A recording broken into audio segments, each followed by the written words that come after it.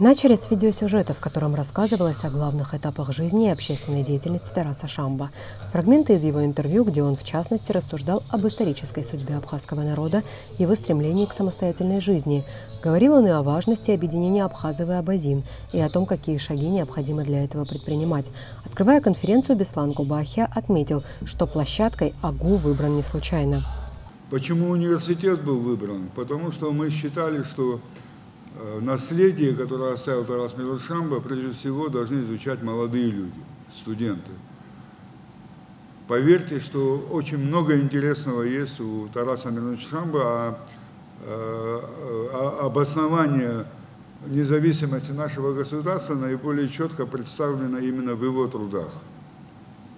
И в этом смысле это наследие не устаревает и не устареет никогда. Но помимо того, что мы сегодня будем чтить память Тараса Мироновича Шамба, мы еще и будем слушать интереснейшие доклады, которые вот прозвучат здесь. Тарас Миронович был необыкновенным человеком, и каждый, кто с ним соприкасался, помнит его только с лучшей стороны, только с самой хорошей стороны, потому что он давал свет каждому.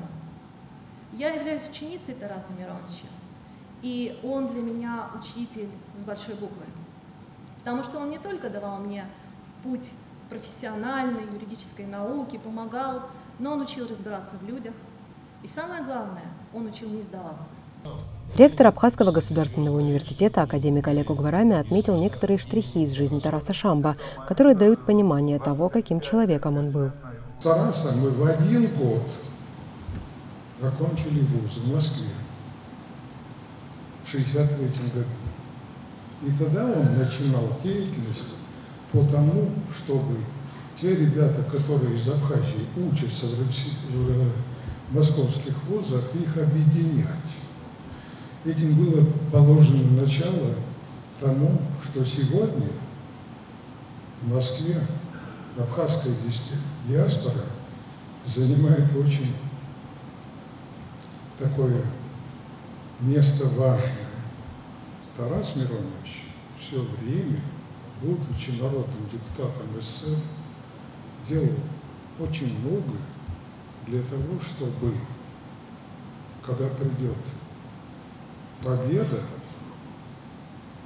представить проект Конституции нашей республики. Во многом эта Конституция, этот проект сегодня актуален. Следом показали видеосюжет о Международной ассоциации Абхазо-Абазинского конгресса, ныне ВАК, идея создания которой принадлежит Тарасу Шамба. Он и был первым руководителем организации. Сколько бы мы ни говорили о Тарасе Мироновиче, мы все равно до конца не скажем всех тех граней, которыми он обладал, той энергии, безграничной энергии, которую всем нам дарил, раскрывал новый диапазон и широт, как нужно любить человека, как нужно любить свою страну. Затем своими воспоминаниями поделилась журналист Екатерина Бебия, сохранившая видеозаписи с Тарасом Шамба, сделанные во время многочисленных поездок представителям абхазо-абазинской диаспоры. Абазинский писатель Олег Этлухов, в свою очередь, сказал, что он один из тех людей, которым посчастливилось находиться рядом с Тарасом Шамба и поддерживать с ним дружеские отношения долгие годы. Мне хотелось бы, вернее, сказать несколько тех моментов, которые в моем понимании выделяли его из общей массы людей. Вот почему мы сегодня собираемся, почему мы чествуем его. Вот для меня вот такие остались для него воспоминания о нем. Что-то, вот когда я говорю Тарас Миронович, что-то светлое-светлое. Вот что-то такое, от чего идет светлое, доброе, привлекающее. Это раз. Я никогда не слышал, чтобы он о ком-то, даже о своих оппонентах, говорил плохо. Он всегда был всепонимающий. Он старался вникнуть даже в психологию тех лиц, которые имели другие взгляды, другое понимание существующей реальности. Сергей Шамба, брат Тараса Мироновича, поблагодарил организаторов и гостей мероприятия. Воспитывались мы в такой семье.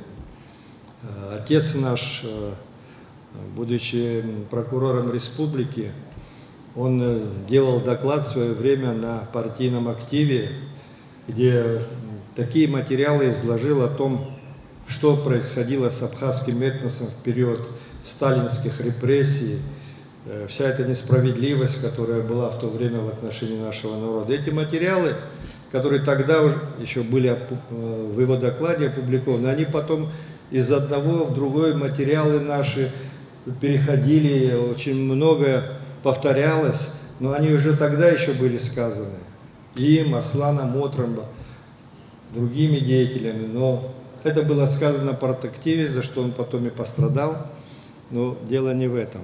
Мать наша такая же была, я помню, в 1989 году, когда столкновения были и наш народ собрался на площади, она была слепая, тогда ее через весь город привели, соседка, она пришла с 2 целлофанами, с полными бутылок пустых, для того, чтобы мы этот коктейль Молотова делали.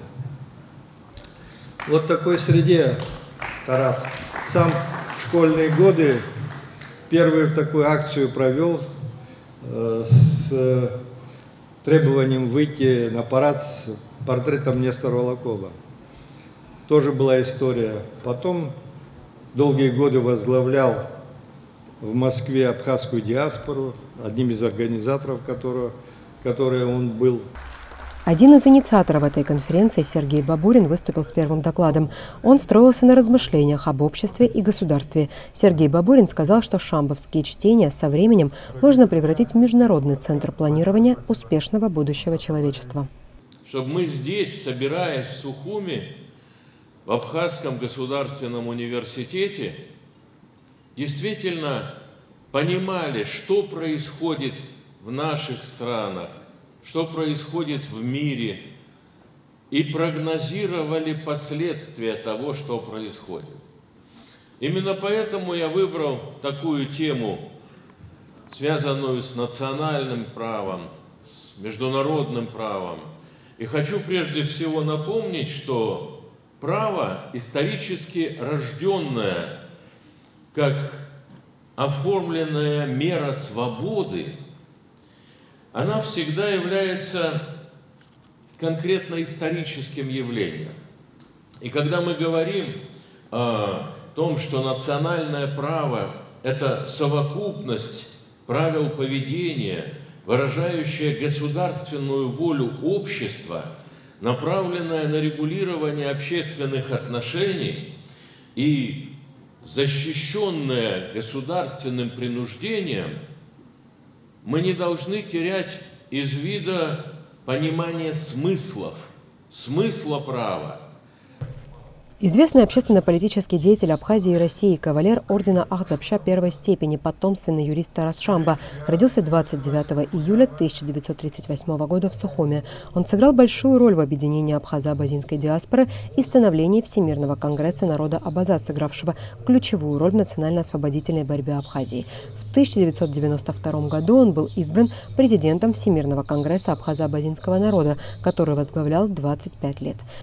Тараса Шамба не стало в июле 2020 года. Он умер в Москве после заражения коронавирусом. Элеонора Гилаян, Торник Амичба, Абаза ТВ.